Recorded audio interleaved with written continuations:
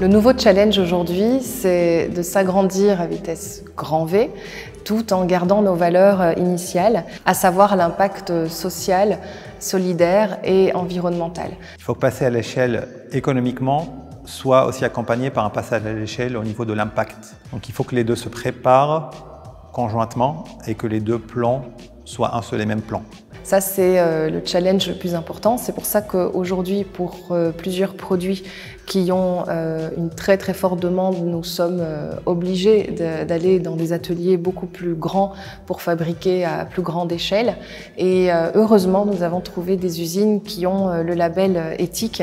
Et donc, nous allons régulièrement sur place et nous savons que tous les ouvriers sont correctement payés, respectés. Et donc, ça, c'est important. C'est-à-dire que ce n'est pas impossible. On peut faire produire à grande échelle tout en respectant les valeurs sociales et humaines.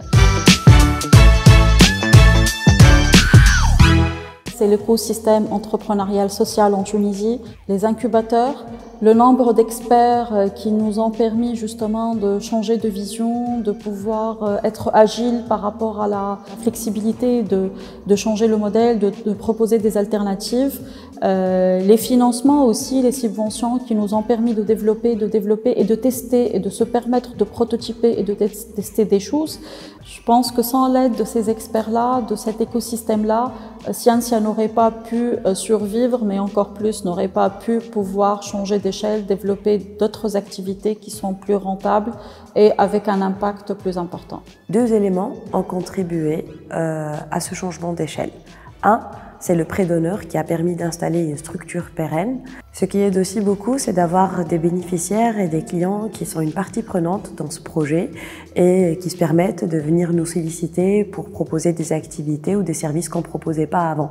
En voyant un enfant défier sa timidité, en voyant un enfant qui est plus épanoui, en ayant des feedbacks positifs des parents et des maîtresses, voilà, des instituteurs par rapport au développement des enfants qui fréquentaient Scientia, ça nous a encore plus motivés pour accroître, pour passer à l'échelle et justement pouvoir toucher encore plus d'enfants. En fait, le passage de l'échelle, c'était plus une obligation pour nous, un devoir pour nous pour pouvoir toucher plus d'enfants. Et l'idéal, c'est de pouvoir impacter tous les enfants tunisiens, mais aussi tous les enfants africains.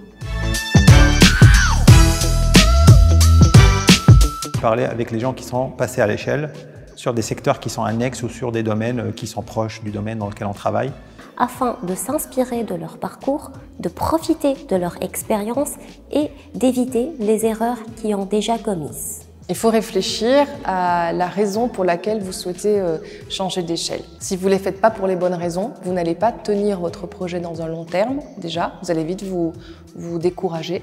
Ne pensez pas qu'on devient millionnaire ou milliardaire avec des produits éco-responsables et bio. Ne pensez pas que la fortune vient dans les 6 mois qui suivent l'ouverture de votre entreprise.